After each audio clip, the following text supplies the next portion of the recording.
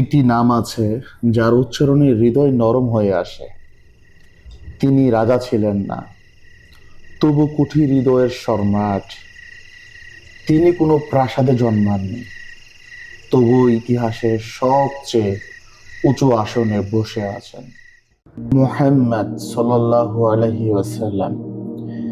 একটি ইতিম শিশুর গল্প দিয়ে শুরু হয় তার জীবন। বাবা নেই, মা নেই, তবুও অভিযোগ নেই, কারণ আল্লাহ নিজ হাতে তাকে গড়ে তুলেছেন। মক্কার রাস্তায় হাঁটতেন তিনি, মানুষ তাকে চিনত এক নামে, আল আমিন, বিশ্বাসযোগ্য। যে নাম মিথ্যার শহরে সত্যের সাক্ষ্য ছিল। পাহাড়ে নির্জনে বসে তিনি ভাবতেন, এই মানুষগুলা কোথায় যাচ্ছে, কেন হৃদয়গুলো এত কঠিন।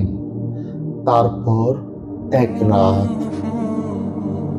একটা গুহা, আর একটি ডাক যা পৃথিবীর ইতিহাস বদলে দেয়।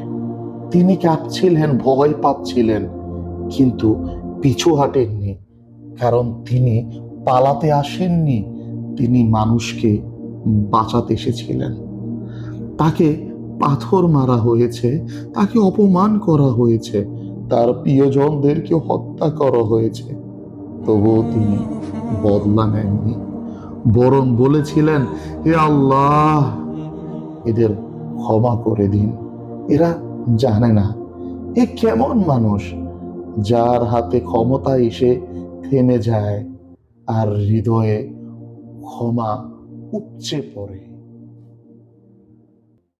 এই গল্প কোনো উপন্যাস নয়, এটা সত্য, আমাদের নবীর জীবন।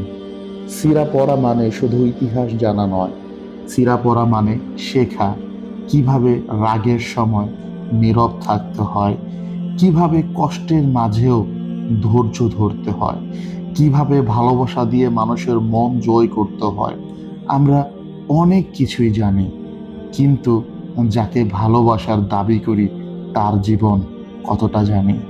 এক পৃষ্ঠা খুলুন, একটি অধ্যায় পড়ুন, হয়তো সেখানেই আপনি নিজেকে খুঁজে পাবেন।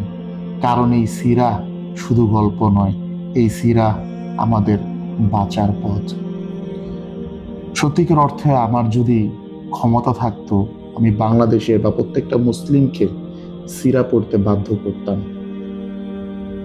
কিছু ভিডিও এরপর আপনারা দেখতে পারবেন কিভাবে বর্তমান ডিজিটাল যুগকে কাজে লাগিয়ে সফটওয়্যারের মাধ্যমে হোক, ইউটিউবের লেকচারের মাধ্যমে হোক, যদি আপনি চান, আল্লাহ রসুল সাল্লাল্লাহু আলাইহি ইসলামের সিরা সম্পূর্ণভাবে জানতে পারবেন।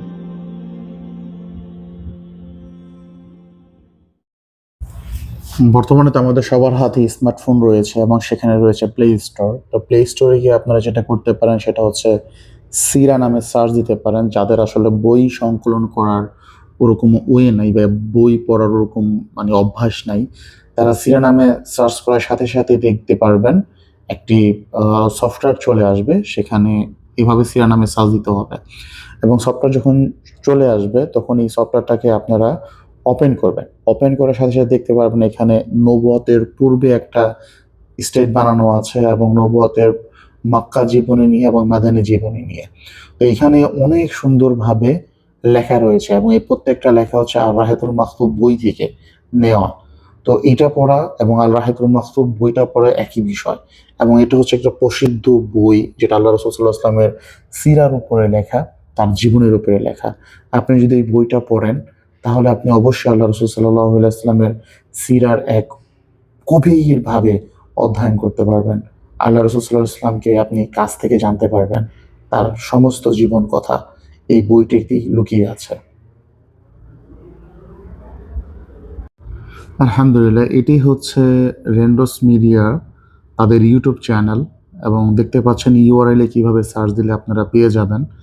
এখানে গিয়ে আপনারা প্লে লিস্টে গিয়ে আল্লাহ রসুল সাল্লাল্লাহু আলাইহি ওয়াসাল্লামের সিরার মক্কি জীবনীর অংশটুকু লেকচার আকারে শুনতে পারবেন। যাদের বই পড়তে অভ্যস্ত নেই, আপনারা লেকচার আকারে শুনতে পারবেন এবং দীর্ঘ ঘটনা রয়েছে এইখানটিতে এবং পুরো ডিটেলসে, এবং আরও অনেক ধরনের কন্টেন্ট এখানে রয়েছে। এবং পাশাপাশি এই প্লে লিস্টেরই একটা অংশ যে আপনারা দেখতে পারবেন যে মাদানী জীবনের অংশটুকু রয়েছে। এই দেখতে পাচ্ছেন সিরা মাদানী জীবন। এখানে গিয়ে আপনারা নবী করিম সাল্লাল্লাহু আলাইহি ওয়াসাল্লামের মদিনা জীবনের যে অংশটুকু সেইগুলো স্পষ্টভাবে জানতে পারবেন এবং ডিটেলসে। তো যাদের বই পড়ার অভ্যাস নেই তারা ইউটিউবকে ব্যবহার করে রেনডস মিডিয়া এখানে গিয়ে সিরার পুরা লেকচারগুলো শুনতে পারবেন।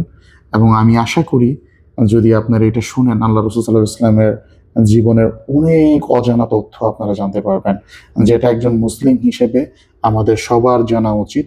কারণ নবী করিম সাল্লাল্লাহু আলাইহি ওয়াসাল্লামের জীবনী আমাদের জানা আবশ্যক আবশ্যক। তাই আপনারা আর দেরি না করে হয় লেকচার শুনুন, নয়তো বই পড়ুন, যে কোনোভাবে আল্লাহ রসুল সাল্লাহ আসলামের জীবনীটাকে অধ্যয়ন করুন। অধ্যয়ন করলে আল্লাহ রসুল সাল্লাহ আসলাম সম্পর্কে আপনারা একটা অন্যরকম ধারণা পাবেন, যেই ধারণা হয়তো আপনি ইতিপূর্বে কখনই পাননি। কারণ আপনি যত ঘটনা শুনেছেন সেগুলো আংশিক শুনেছেন, ডিটেলসে কখনো শুনেননি। আল্লাহ আমাদেরকে পড়ার তৌফিক দান করুক।